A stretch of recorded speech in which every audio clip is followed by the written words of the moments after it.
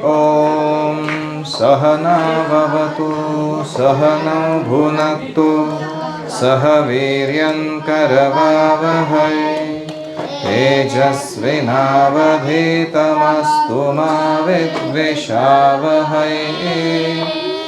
ॐ शान्ति शान्ति शान्तिः। ॐ अज्ञानतिमिरान्धस्य ज्ञानाञ्जनशलाकया चक्षुरुन्मीलितं येन तस्मै श्रीगुरवे नमः। जय श्रीकृष्ण चैतन्य प्रभु नित्यानन्द श्री अद्वैत गदाधर श्रीवासादि गौरभक्तवृन्द। हरे कृष्णा कृष्णा कृष्णा हरे हरे, हरे राम राम राम हरे हरे। हरि ओम तत्सत। हरे कृष्णा। हम पढ़ रहे हैं ग्रंथराज श्रीमद् भागवतम, स्कंध पहला, अध्याय 13। रियली?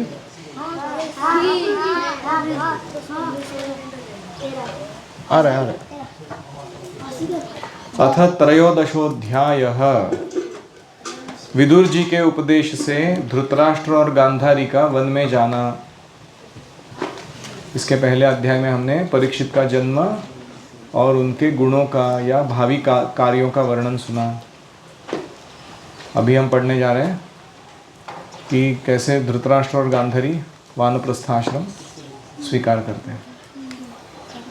ओम नमो भगवते वासुदेवाय, ओम नमो भगवते वासुदेवाय, ओम नमो भगवते वासुदेवाय।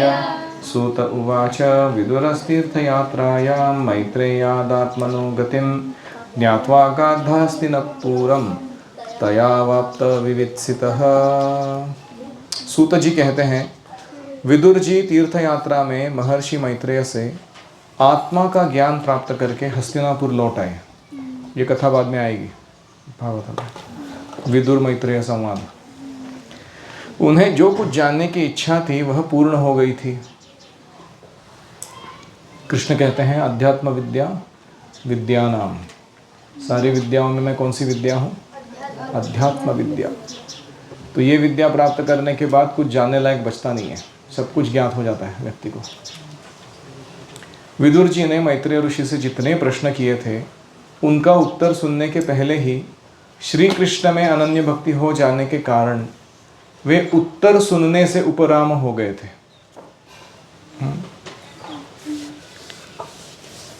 यानी प्रश्नोत्तर संवाद जो हुआ उसका स्वरूप ऐसा होता है कि चर्चा करते करते ही भगवत साक्षात्कार हृदय में प्राप्त होता है और वो व्यक्ति जो है वो ये सब फिलोसोफाइजिंग के परे चला जाता है। उसको समझ में आता है कि भगवान को हम ज्ञान के नहीं, तर्क से नहीं, भक्तिमय सेवा से जान सकते हैं।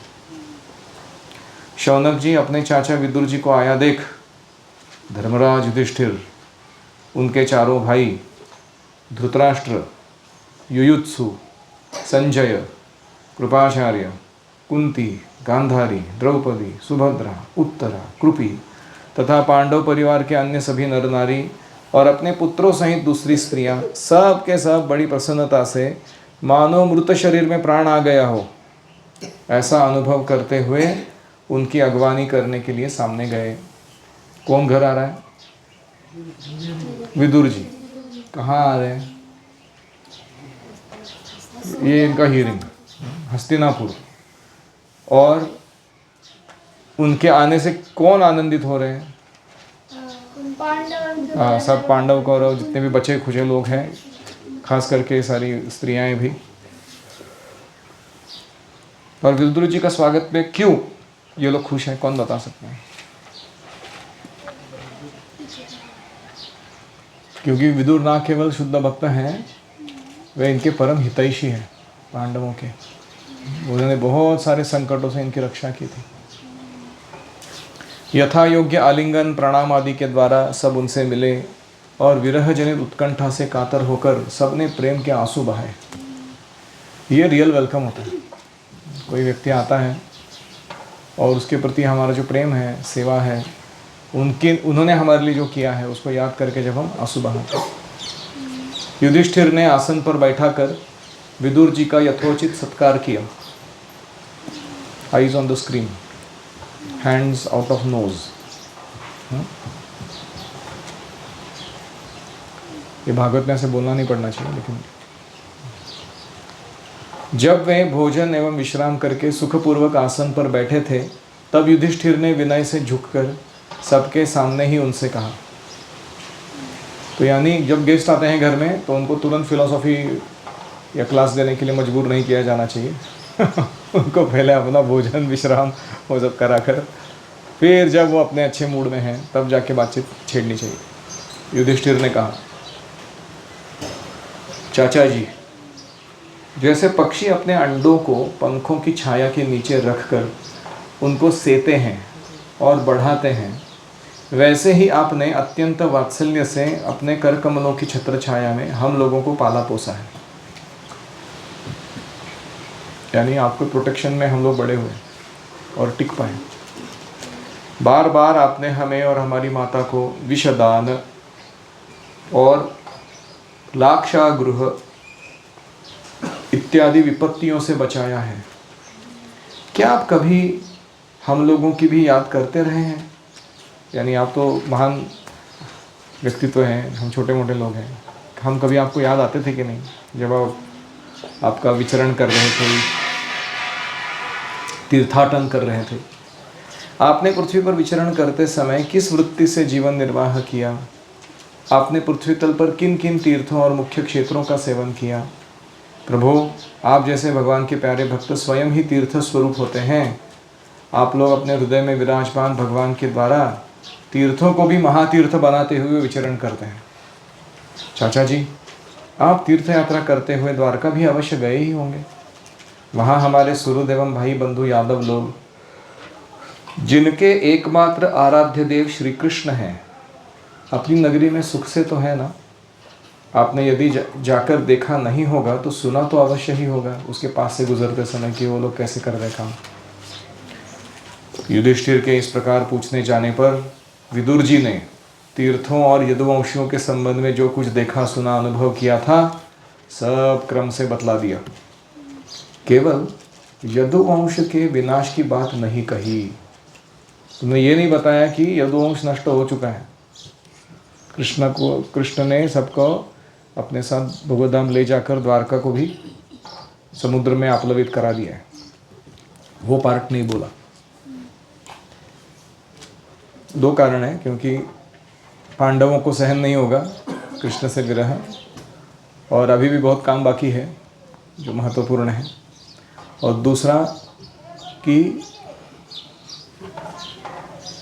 ऐसा एटिकेट है कि जो बुरी न्यूज़ होती है ना, वो हमें बोलने की ज़रूरत नहीं है,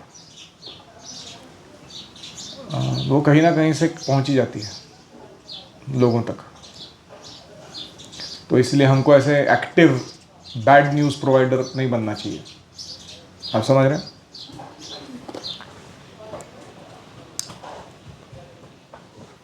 करुण हृदय विदुर जी पांडवों के दुख को नहीं देख सकते थे, इसलिए उन्होंने यह अप्रिय एवं असह्य घटना पांडवों को नहीं सुनाई, क्योंकि वह तो स्वयं ही प्रकट होने वाली थी आगे जाकर।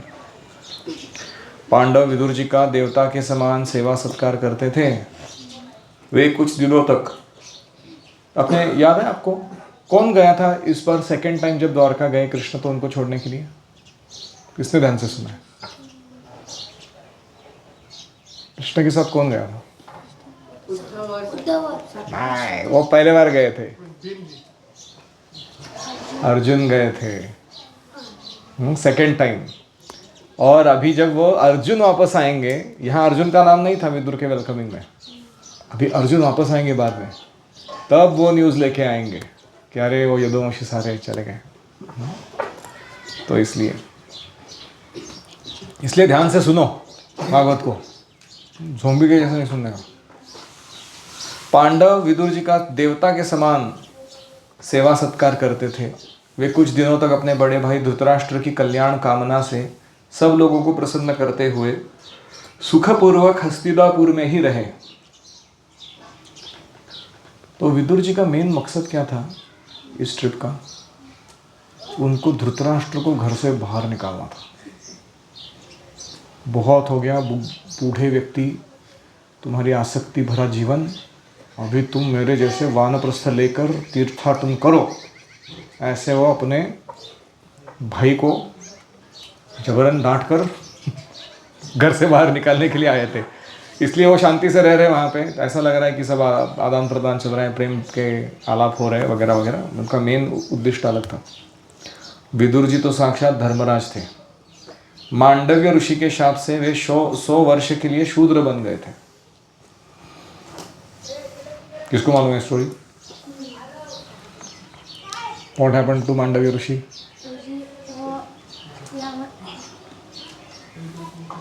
चोर आए तो यमराज को लगा तो कि मांडव्य ऋषि चोर भी था, तो उसके बाद उसको भी लेके गया यमराज के पास।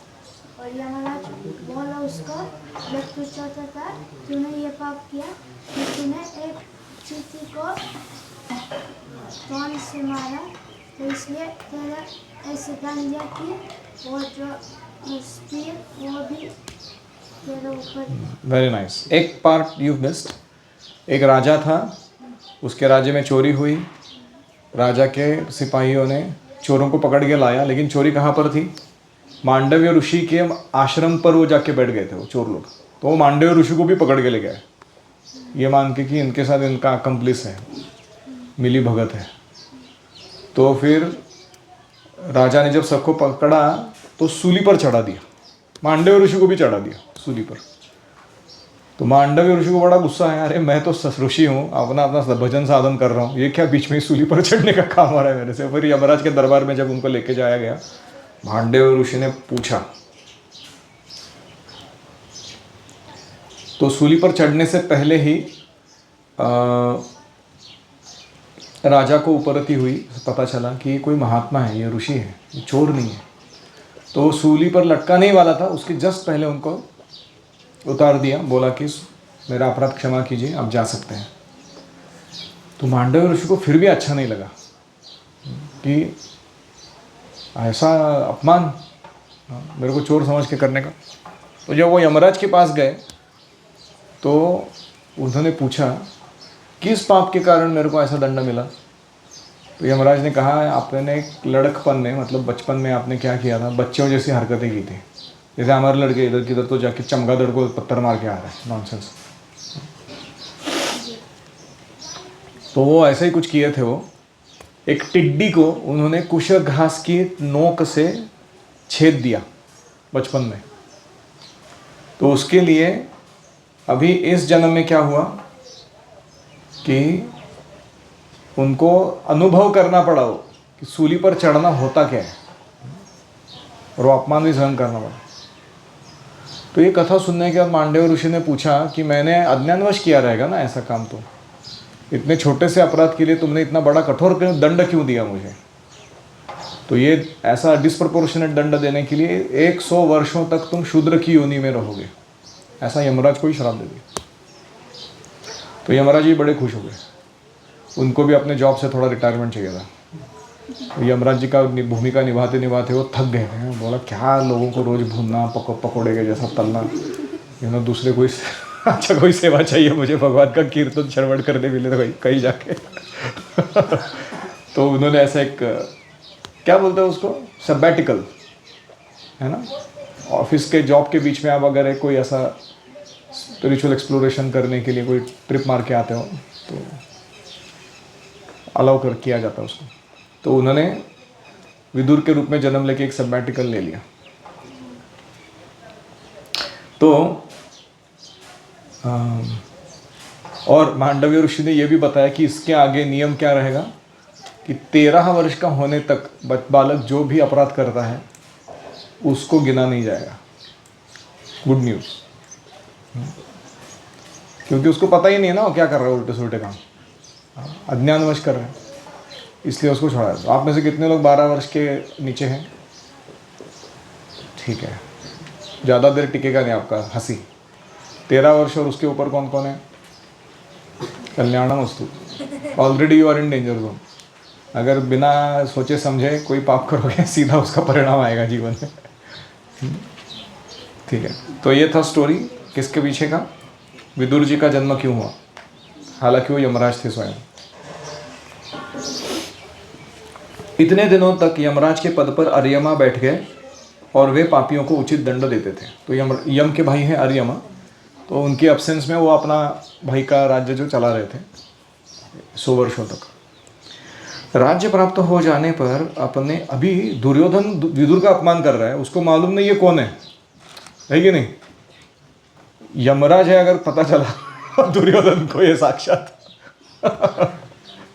तो उसका क्या हालत होएगा जब वो जाएगा इधर का पाप खत्म करके वापस उधर ही जाना है यमराज के पास। यमराज बोलेगा अच्छा बच्चों, भूमि पे मैं था तो तुझे ऐसे किया मेरे साथ, चलो जरा इसको एक्स्ट्रा भूनो एक्स्ट्रा तलो इसको थोड़ा।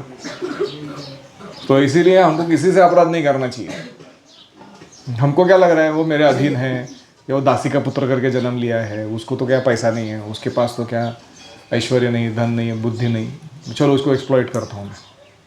नहीं उसका बैकग्राउंड आपको नहीं मालूम वो कौन है। तो इसलिए साधु सावधान। तो इस प्रकार राज्य प्राप्त हो जाने पर अपने लोकपालों के साथ, लोकपाल भाइयों जैसे, लोकपाल के जैसे भाइयों के साथ राजा युधिष्ठिर वंशधर परीक्षित को देखकर अपनी अतुल संपत्ति से आनंदित रहने लगे। इस प्रकार पांडव गृहस्थ के काम धंधों में रम गए और उन्हीं के पीछे एक प्रकार से यह बात भूल गए कि अनजान में ही हमारा जीवन मृत्यु की ओर जा रहा है। अब देखते देखते उनके सामने वह समय आ पहुंचा जिसे कोई टाल नहीं सकता था।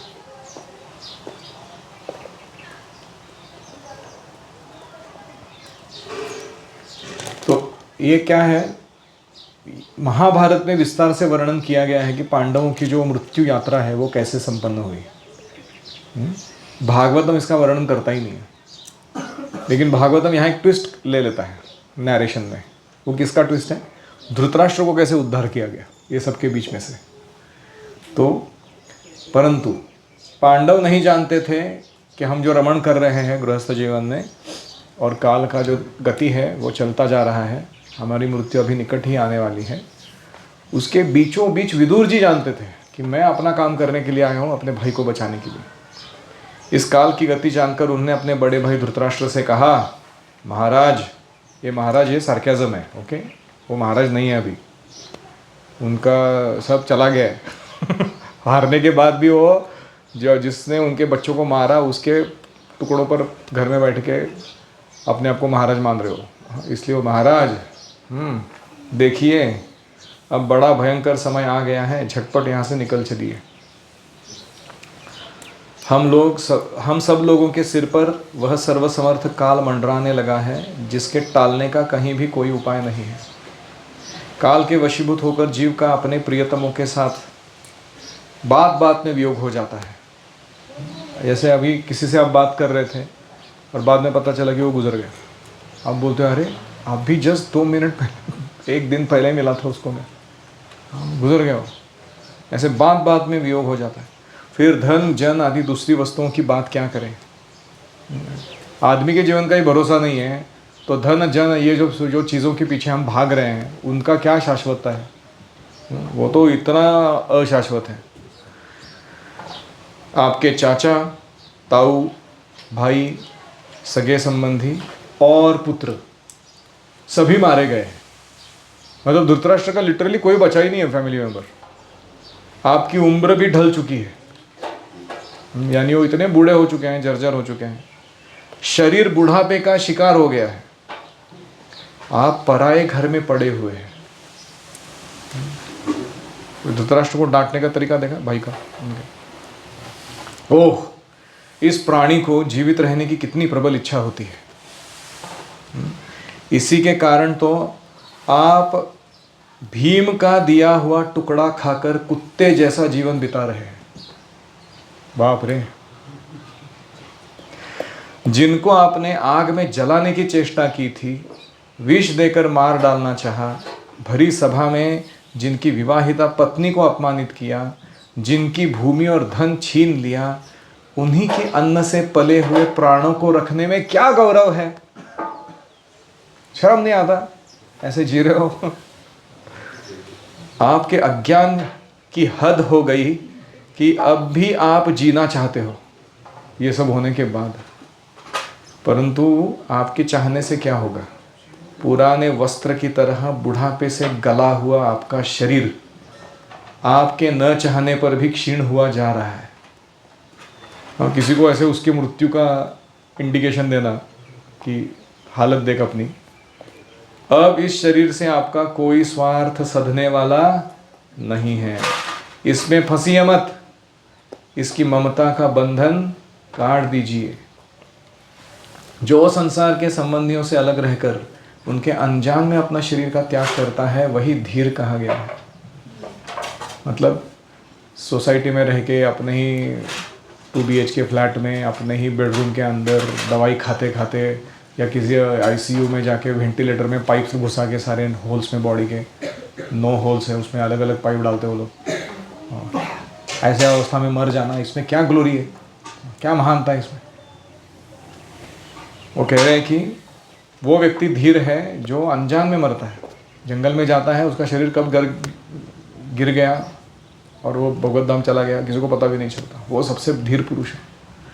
चाहे अपनी समझ से हो या दूसरी के समझाने से, जो इस संसार को दुख रूप समझकर इससे विरक्त हो जाता है और अपने अंतःकरण को वश में करके हृदय में भगवान को धारण करता है, संन्यास के लिए घर से निकल पड़ता है, वही उत्तम मनुष्य है।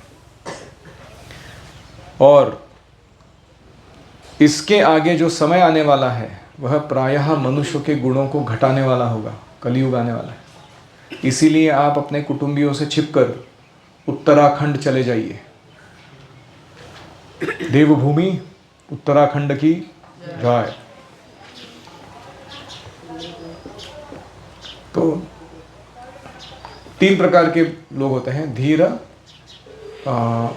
और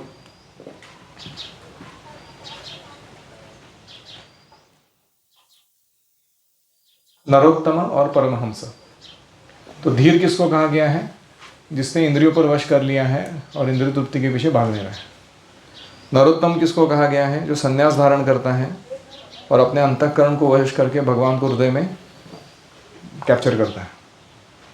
और परमहंस को उसको कहा गया है जो स्वयं के लिए जीता ही नहीं है, पूरा उसका जो अस्तित्व है वो संन्यास या वर्णाश्रम के सारे रेंज के बाहर चला जाएगा। इतना विशुद्ध प्रेम है उसका भगवान के ऊपर कि वो वैधि भक्ति वगैरह के नियमों से बंधा नहीं है, वो परमहंस कहलाता है। जब छोटे भाई विदुर ने अंधे राजा धृतराष्ट्र को इस प्रकार आंख दी, दृष्टि प्रदान की, समझाया, तब उनकी प्रज्ञा के नेत्र खुल गए। राजा अंधे थे लेकिन उनके नेत्र खुल गए। कैसे? कौन से वाले? प्रज्ञा के। प्रज्ञा यानी जो सारा सार विचार विवेक करने की हमारी क्षमता है, उसको प्रज्ञा कहते हैं। वे भाई बंधुओं के सुदृढ़ स्नेह पाशों को काटकर अपने छोटे भाई विदुर के दिखलाए हुए मार्ग से निकल पड़े। यानी क्या हुआ? रातों रात ये प्रवचन दिया उन्होंने, विदुर जी ने धृतराष्ट्र को और गांधारी को सामने बिठाकर, और उनको ऐसा कन्विक्शन आ गया दोनों को कि बोले चलो अभी निकलना है। ऐसा नहीं कि हम प्लानिंग करेंगे पंचवार्षिक योजना 5 साल में कैसा, धीरे धीरे धीरे आसक्ति कम करते करते फिर हम बाहर निकलेंगे, ऐसा कुछ नहीं। आज रात को निकलना है। प्रवचन सुना ना, अभी कन्विक्शन आ गया ना, चलो। तो दोनों भी, गांधारी और धृतराष्ट्र, विदुर जी के कहने पर रात को ही निकल पड़े। जब परम पतिव्रता सुबल नंदिनी गांधारी ने देखा कि मेरे पतिदेव उस हिमालय की यात्रा कर रहे हैं जो सन्यासियों को वैसा ही सुख देता है जैसा वीर पुरुषों को लड़ाई का मैदान देता है। जब लड़ाई के मैदान में अपने शत्रु द्वारा न्याय उचित प्रहार होता है, किसी क्षत्रिय के ऊपर आघात करता है वो शत्रु, तो वो क्षत्रिय को आनंद होता है। मार खा रहे हो लेकिन वो न्यायपूर्ण है, स्पोर्ट, तब वो क्षत्रिय को जैसा आनंद होता है वैसा आनंद मेरा पति ले रहा है संन्यास लेने में। ये किसने देखा? गांधारी ने। गोविंद राव उभा रहो। तो गांधारी भी उनके पीछे पीछे चल पड़ी। वहाँ गांधारी और धृतराष्ट्र संन्यास ले रहे, हम इधर सो रहे। अजात शत्रु युधिष्ठिर ने प्रातःकाल संध्या वंदन तथा अग्निहोत्र करके ब्राह्मणों को नमस्कार किया, फिर उन्हें तिल, गौ, भूमि, सुवर्ण का दान दिए। ये सब करके गुरुजनों की चरण वंदना करने के लिए राजमहल में गए। धृतराष्ट्र ने को, विदुर को और गांधारी को वहाँ नहीं पाया। अभी युधिष्ठिर एंट्री मारे हैं उनके महल में और वो तीनों भी नहीं वहाँ पे, रातों रात चले गए। युधिष्ठिर उद्विग्न चित्त होकर बैठ गए। संजय से पूछने लगे, संजय, मेरे वे वृद्ध नेत्रहीन पिता धृतराष्ट्र कहाँ है? पुत्र शोक से पीड़ित दुखिया माता गांधारी कहाँ है? मेरे परम हितैषी चाचा विदुर जी कहाँ चले गए? ताऊ जी अपने पुत्रों और बंधु बांधवों के मारे जाने से बड़े दुखी थे। धृतराष्ट्र बड़े पहले से दुखी थे, अभी और दुख कितना सहन करेंगे वो जीवन में। मैं बड़ा मंद बुद्धि हूँ, कहीं मुझसे किसी अपराध की आशंका करके वे माता गांधारी सहित गंगा जी में तो नहीं कूद पड़े। उनको लग रहा है कि युधिष्ठिर को शायद मैंने कुछ अपराध कर दिया इनकी सेवा करने में, कुछ गलत बात बोल दी, या उनको ऐसा लगा कि वो हमको नहीं चाहिए फिर भी हम रह रहे हैं यहाँ पे, कुछ तो मेरे से गड़बड़ हुआ। तो युधिष्ठिर का देखो क्या चरित्र है, वो ब्लेम अपने पे ले रहा है उनके चले जाने का। अभी वो सब अच्छे गुण याद करते हैं धृतराष्ट्र के। कौन? युधिष्ठिर महाराज। जब हमारे पिता पांडु की मृत्यु हो गई थी और हम लोग नन्हे नन्हे बच्चे थे, तब इन्हीं दोनों चाचाओं ने, विदुर और धृतराष्ट्र, बड़े बड़े दुखों से हमें बचाया था। वे हम पर बड़ा ही प्रेम रखते थे। हाय, ये यहाँ से कहाँ चले गए? सूत जी कहते हैं, संजय अपने स्वामी धृतराष्ट्र को न पाकर कृपा और स्नेह की विकलता से अत्यंत पीड़ित और विरहातुर हो रहे थे। मतलब संजय खुद ही डिस्ट्रेस में थे। अभी ये ऊपर से उनको पूछ पूछ के प्रश्न एकदम और डिस्ट्रेस में डाल रहे हैं। वे युधिष्ठिर को कुछ उत्तर न दे सके। फिर धीरे धीरे बुद्धि के द्वारा उन्होंने अपने चित्त को स्थिर किया, हाथों से आंखों के आंसू पहुँचे और अपने स्वामी धृतराष्ट्र के चरणों का स्मरण करते हुए संजय युधिष्ठिर से कहने लगे। संजय बोले, कुरुकुल नंदन, मुझे आपके दोनों चाचा और गांधारी के संकल्प का कुछ भी पता नहीं है। मतलब संजय तक को नहीं बताया उन्होंने, अपना ही सेक्रेटरी था वो पर्सनल, जिसके साथ जीवन बिताया। महाबाहो, मुझे तो उन महात्माओं ने ठग लिया। मतलब उसको वो लग रहा है कि मेरे को पूरा ही चीट किया इन लोगों ने, वो बता दे तो मैं भी जाता था शायद उनके साथ। संजय इस प्रकार कह रहे थे कि तुम्बुरु के साथ देवर्षि नारद जी वहां आ पहुंचे। देखो world reporting system, you know, सब लोग डिस्ट्रेस में बैठे, कहाँ चले गए ये लोग? अभी तुम्बुरु ऋषि के साथ कौन आ गए? नारद मुनि इज द यूनिवर्सल रिपोर्टर। सब घटनाएं जहाँ की तहाँ जैसे कि तैसे वैसे पहुँचा देते हो। उन्होंने कहा, महाराज युधिष्ठिर ने भाइयों सहित उठकर उन्हें प्रणाम किया, उनका सम्मान करते हुए बोले, भगवान, मुझे अपने दोनों चाचाओं का पता नहीं लग रहा। न जाने वे दोनों और पुत्र शोक से व्याकुल तपस्विनी माता गांधारी यहाँ से कहाँ चले गए। भगवान, अपार समुद्र में कर्णधार के समान आप ही हमारे पारदर्शक है, हमको हमारी नैया को पार लगा दीजिए। तब भगवान के परम भक्त भगवन्मय देवर्षि नारद जी ने कहा, धर्मराज, तुम किसी के लिए शोक मत करो, क्योंकि यह सारा जगत ईश्वर के वश में है। सारे लोक और लोकपाल विवश होकर ईश्वर की ही आज्ञा का पालन कर रहे हैं। वही एक प्राणी को दूसरे से मिलाता है और वही ईश्वर उन्हें अलग करता है। जैसे बैल बड़ी रस्सी में बंधे और छोटी रस्सी से नथे रहकर अपने स्वामी का भार ढोते हैं, उसी प्रकार मनुष्य भी वर्णाश्रम आदि अनेक प्रकार के नामों से वेद रूप रस्सी में बांधकर ईश्वर की ही आज्ञा का अनुसरण करते हैं। What a line. इसका अर्थ क्या है? आपने देखा है बैल को कैसे कंट्रोल करते हैं, क्या पावर रहता है उसके अंदर। ऐसे ही खुला छोड़ दिया तो 10 लोगों को हॉस्पिटल पहुंचा देगा वो भी ऐसा नहीं कि बहुत मेहनत करेगा उसके लिए, थोड़ा एक लात मार देगा, एक सींग ऐसा कर देगा, बस लोग पहुंच गए हॉस्पिटल। अभी उसको कंट्रोल कैसे करते हैं? हाँ, एक लंबा रस्सी रहता है और एक छोटा रस्सी रहता है, एक नाक में डालते हैं और एक गले में डालते हैं, और उसके दोनों के मूवमेंट से उसको पूरा कंट्रोल रखते हैं। ऐसे ही वर्ण और आश्रम है। वर्ण क्या करता है? सोशल लाइफ कंट्रोल करता है आपका। आश्रम क्या करता है? पर्सनल लाइफ कंट्रोल करता है आपका। उसके नियम कानून जो डाल के दिए गए हैं सारे जीवों के लिए, जब वो जीव उसको पालन करते हैं तो उनको अपना भरण पोषण मिलता है ठीक से। नहीं तो वो हो सकता है उनके पास भौतिक संपदा भी हो लेकिन उसका आनंद नहीं ले सकते हो, दुखी रहते हो हमेशा। तो इसलिए वर्णाश्रम आदि के नामों से वेद रूप रस्सी के द्वारा, ये वेदों ने ही दी हुई आज्ञाएं हैं, भगवान ने सारे जीवों को, मनुष्यों को इसमें बांध कर रखा हुआ है। कोई भी आड़ा टेढ़ा काम नहीं कर सकता। जैसे संसार में खिलाड़ी की इच्छा से ही खिलौनों का संयोग और वियोग होता है, वैसे ही भगवान की इच्छा से ही मनुष्यों का मिलना बिछड़ना होता है कि नहीं? आप खेलते हो तब कभी, जैसे चेस खेल रहा है कोई, तो प्यादों को सामने लाते हो एक दूसरे के, फिर कुछ कुछ खेलते हो, कुछ लोगों को बॉक्स में बिठा देते हो वापस, कुछ लोगों को आमने सामने मारामारी करने के लिए लगा देते हो, या कुछ लोगों को फ्रेंडली बना देते हो, तो इसको बचा तो उसको बचा, है कि नहीं? तो जैसे आप ये कर रहे हो वैसे ही भगवान अलग अलग जीवों को ऐसे खेल खेल में मिलना बिछड़ना करा रहे हैं। तुम लोगों को जीव रूप से नित्य मानो या देह रूप से अनित्य मानो, अथवा जड़ रूप से अनित्य मानो और चेतन रूप से नित्य मानो, अथवा शुद्ध ब्रह्म रूप में नित्य अनित्य कुछ भी न मानो, किसी भी अवस्था में मोहजन्य आसक्ति के अतिरिक्त जीव की कोई भी स्थिति शोक करने योग्य नहीं है। इसको कहते हैं ब्रह्मज्ञान। For the world is a tragedy for those who feel and a comedy for those who think. सुना आपने? भौतिक जगत कैसा है? It's a tragedy for those who feel.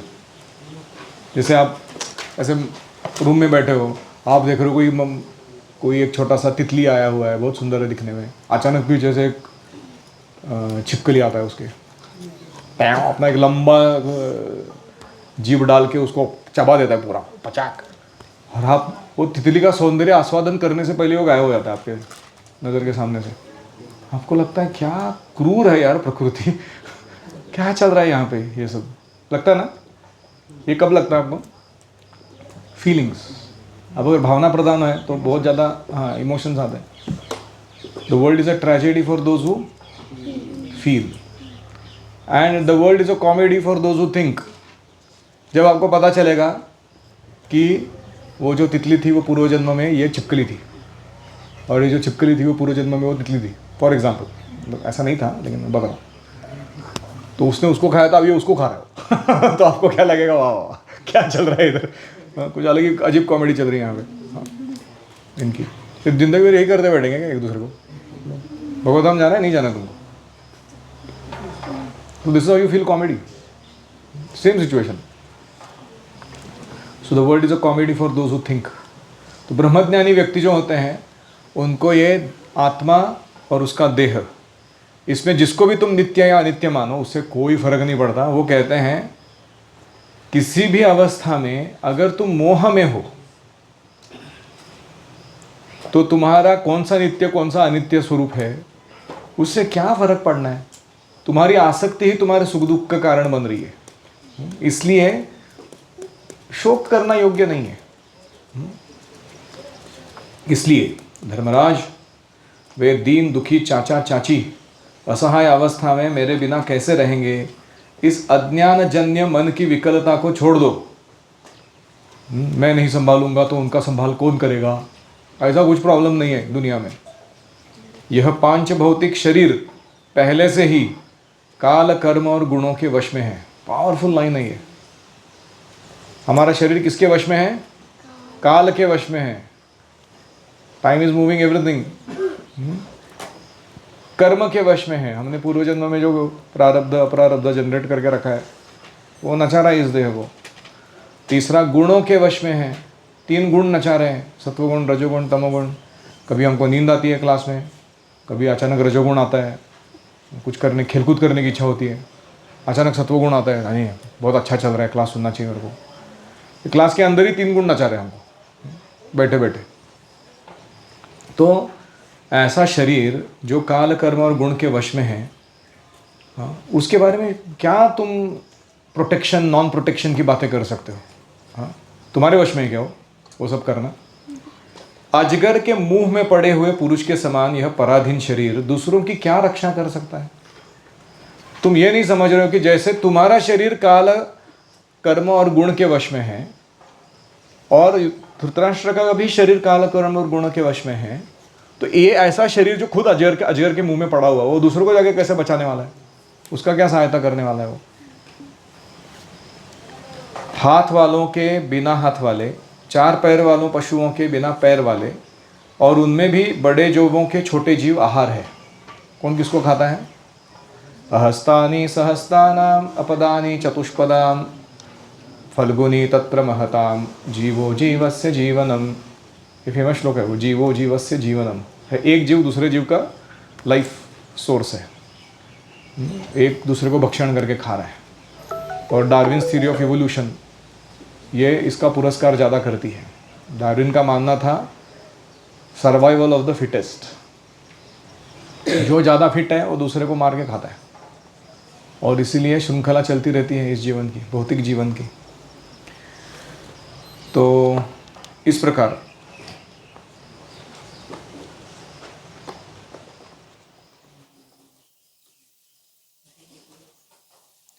मा कंचन शुचो राजन यद ईश्वर वशम जगत लोकाः सपला यस्ये मे वहन्ति बलमीशितुः।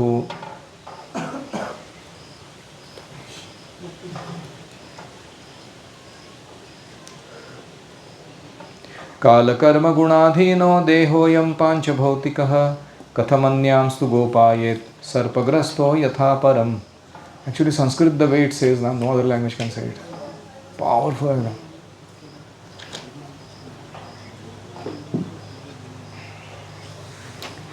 तो आपने देखा है हाथ वाले लोग बिना हाथ वालों को खाते हैं, और चार पैर वाले पशु बिना पैर वालों को खाते हैं, और जो बड़े जीव हैं वो छोटे जीवों का आहार करते हैं। इस प्रकार एक जीव दूसरे के जीवन का कारण बनता है। इन समस्त रूपों में जीवों के बाहर और भीतर वही एक स्वयं प्रकाश भगवान, जो संपूर्ण आत्माओं के आत्मा है, माया के द्वारा अनेकों प्रकार से प्रकट हो रहे हैं। तुम केवल उन्हीं को देखो। यानी जीवों का जो तुम बाहरी आकृति देख रहे हो शरीर का, उससे भ्रमित नहीं होना। उसके अंदर बैठे हुए भगवान को देखना सीखो, जो इसको नचा रहे हैं। महाराज, समस्त प्राणियों को जीवन दान देने वाले वे भगवान ही इस समय इस पृथ्वी तल पर देवद्रोहियों का नाश करने के लिए काल रूप से अवतीर्ण हुए हैं। अब वे देवताओं का कार्य पूरा कर चुके हैं, थोड़ा सा काम और शेष है, उसी के लिए वे रुके हुए हैं। जब तक वे प्रभु यहाँ हैं तब तक तुम लोग भी उनकी प्रतीक्षा करते रहो। यानी तुम्हारा अभी टाइम आ चुका है, तुम्हें भी अभी प्रिपरेशन मृत्यु के लिए करनी चाहिए। जब तक तुम्हें ये न्यूज़ नहीं मिलती है कि भगवान धरातल छोड़कर चले नहीं गए हैं, तब तक अपना जीवन धारण करके रखो, ऐसे नारद मुनि ने कहा। धर्मराज, हिमालय के दक्षिण भाग में जहाँ सप्तर्षियों की प्रसन्नता के लिए गंगा जी ने अलग अलग 7 धाराओं के रूप में अपने को 7 भागों में विभक्त कर दिया था, उसे सप्त स्त्रोत कहते हैं। वही ऋषियों के आश्रम पर धृतराष्ट्र अपनी पत्नी गांधारी और विदुर के साथ गए हैं। तो जगह बता दिया, सप्त स्त्रोत नाम की जगह पर ये दोनों गए हैं। विदुर जी उनको गाइड कर रहे हैं वानप्रस्थ आश्रम के जीवन में, चिंता मत करो। वहाँ जाकर वो क्या कर रहे हैं अभी? त्रिकाल स्नान, 3 टाइम्स बाथ, विधि पूर्वक अग्निहोत्र करना, डेली फायर सैक्रिफाइस। अब उनके चित्त में किसी प्रकार की कामना नहीं है, वो इतने शुद्ध हो चुके हैं हृदय से, वे केवल जल पीकर शांत चित्त से निवास करते हैं। Can you imagine? जल में इतना ताकत है कि वो सारे इंद्रियों का, प्राण का रक्षण कर सकता है, धारण करने में मदद कर सकता है, केवल जल। आसन जीत कर, मतलब सही आसन लगाकर बैठने की कला, प्राणों को वश करके उन्होंने अपनी 6 इंद्रियों को विषयों से लौटा दिया है। प्रत्याहार, भगवान की धारणा से उनके तमोगुण, रजोगुण, सत्वगुण के मल नष्ट हो चुके हैं। यानी अलग अलग जो स्टेजेस हैं वो अलग अलग परफेक्शंस प्रदान करती हैं। यम नियम पालन करने से व्यक्ति को अबंडेंस प्राप्त होता है जीवन में, और आसन को परफेक्ट करने से इंद्रिय निग्रह होता है, और ऐसे ही धारणा को धारण करने से, धारणा प्राप्त करने से सारे कल्मश नष्ट हो जाते हैं हृदय के। उन्होंने अहंकार को बुद्धि के साथ जोड़कर उसे क्षेत्रज्ञ आत्मा में लीन करके उसे भी महाकाश में घटाकाश के समान सर्वाधिष्ठान ब्रह्म में एक कर दिया है। ऐसा लगता है कि मानो धृतराष्ट्र ने ब्रह्म सायुज्य मुक्ति प्राप्त की हो। क्यों ऐसा हुआ? उसने भगवत धाम क्यों नहीं गया? क्योंकि उसने पांडवों के प्रति बहुत अपराध किए थे। फिर भी कृष्ण ने माफ कर दिया, ब्रह्म सायुज्य मुक्ति दे दी। उन्होंने अपनी समस्त इंद्रियों और मन को रोककर समस्त विषयों को बाहर से ही लौटा दिया है। अभी जाके तुम उनके सामने नाचोगे भी तो भी उनको कुछ पता नहीं चलने वाला कि वह घर वापस चलो, ये करो, वो करो, वो कुछ सुनने वाले नहीं है उसमें से। और माया के गुणों से होने वाले परिणामों को सर्वथा मिटा दिया है। वो इसके सबके परे चले गए। ये वर्ल्डी रिलेशनशिप्स, वर्ल्डी एक्टिविटीज़, समस्त कर्मों का संन्यास करके इस समय ठूंठ की तरह स्थिर होकर वो बैठे हुए हैं। जमीन में खूंटी डाल के मारा जाता है ना उसको, ठोक के, कैसा सीधा रहता है वो हमेशा, वैसे वो बैठे हुए तीनों आत्म समाधि में। अतः तुम उनके मार्ग में विघ्न रूप मत बनो। उधर जाके उनको परेशान मत करो। अभी सप्त स्त्रोत में जाके, धर्मराज आज से 5वें दिन वे अपने शरीर का परित्याग कर देंगे,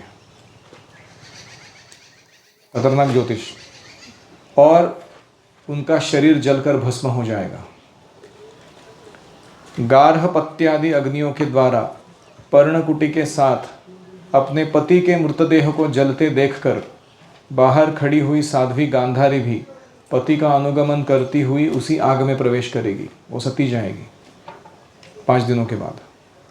धर्मराज विदुर जी अपने भाई का आश्चर्यमय मोक्ष देखकर हर्षित और वियोग देखकर दुखित होंगे। हाँ, विदुर जी को क्या लगने वाला है? मिशन अकम्प्लिश्ड, मेरे भाई को मैंने मटेरियल लाइफ से मुक्त कर दिया। लेकिन वो दुखी भी होने वाले हैं क्योंकि उनका भाई था वो, है कि नहीं? उसका वियोग होगा। वो वहाँ से तीर्थ सेवन करने के लिए चले जाएंगे, अपनी तीर्थ यात्रा पर आगे निकल जाएंगे। देवर्षि नारद यूँ कहकर तुम्बुरु ऋषि के साथ स्वर्गों को वापस चले गए। धर्मराज युधिष्ठिर ने उनके उपदेशों को हृदय में धारण किया, शोक को त्याग कर दिया। इति श्रीमद्भागवते महापुराणे पारमहंस्यां संहितायां प्रथमस्कंधे नैमिषिकोपाख्याने धृतराष्ट्र विमोचन नाम 13ोऽध्यायः। हरि ओम तत्सत्। Any reflections? वो गए थे वहाँ कुछ लेके, तुरंत बाद ही नारद मुनि आए नमक आने, फिर 5 दिन भी वो रहे के चंद्र। करेक्ट, बहुत शॉर्ट टाइम में उन्होंने परफेक्शन प्राप्त किया।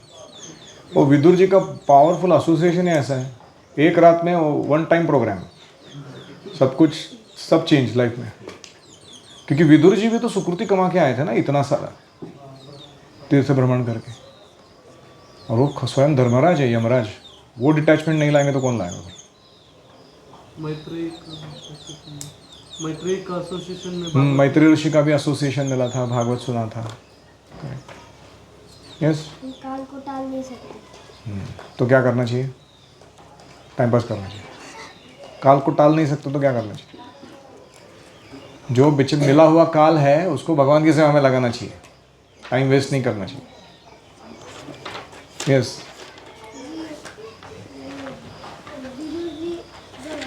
हस्तिनापुर में गए थे तब पांडव बहुत खुश हुए थे। तो उससे क्या समझ में आता है? हमारे आपस में ऐसा बीच में प्रेम होना चाहिए कि हमें एक दूसरे से आते जाते आंखों से आंसू आने चाहिए।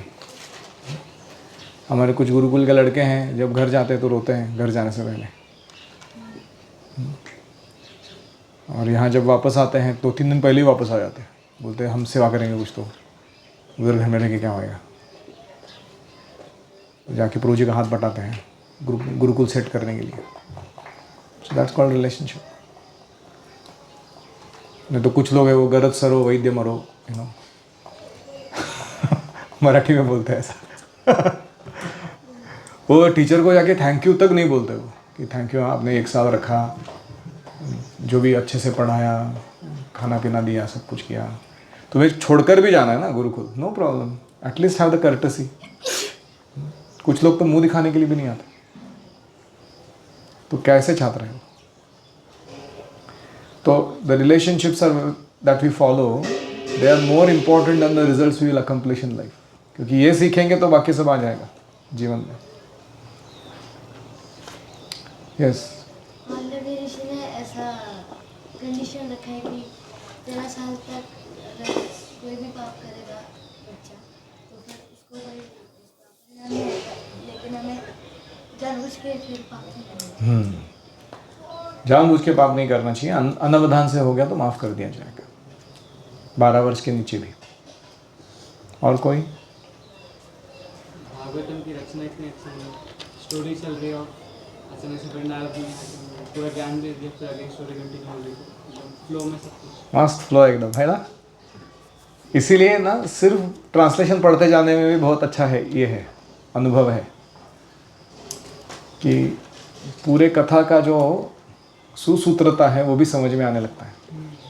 कभी कभी हम परपोर्ट्स में खो जाते हैं, परपोर्ट्स बहुत इंपॉर्टेंट है, उनके बिना तो हमको कुछ समझ में नहीं आएगा कि क्या चल रहा है, लेकिन कभी ना कभी एक बार ऐसे पूरा स्टोरी लाइन पढ़ लेना चाहिए ताकि हमें ग्रास्प हो सके कि थ्रेड कैसे फ्लो हो रहा है भागवतम का। Last question. धृतराष्ट्र जी ने पूरा भगवद गीता सुना था, फिर भी उनको वैकुंठ की धृतराष्ट्र जी ने भगवद्गीता सुनी थी, फिर उनको वैकुंठ क्यों नहीं मिला? क्योंकि वो आसक्त थे और उन्हें अपराध किए हुए थे। केवल सुनने मात्र से नहीं चलेगा, आपको एक्टिवली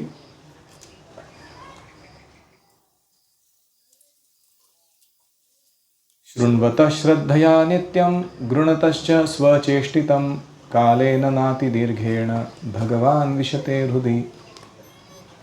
शृण्वतः एक पार्ट है, हियरिंग, स्वचेष्टितम, पुट इट इनटू प्रैक्टिस, वो दूसरा पार्ट है। तो सिर्फ अच्छा सुनने से काम नहीं चलेगा, उसके ऊपर गौर करके कार्य भी करना होगा। और उन्हें अपराध भी किए थे, तो इसलिए आसक्ति किसमें थी? राज्य में युधिष्ठिर की नहीं, धृतराष्ट्र की। धृतराष्ट्र की आसक्ति, Dhritarashtra, hold on to the country, तो उनका नाम ही बताता है कि उसमें आसक्ति थी। ओम हरे कृष्णा कृष्णा कृष्णा हरे हरे, हरे राम राम राम हरे हरे, हरि ओम तत्सत्।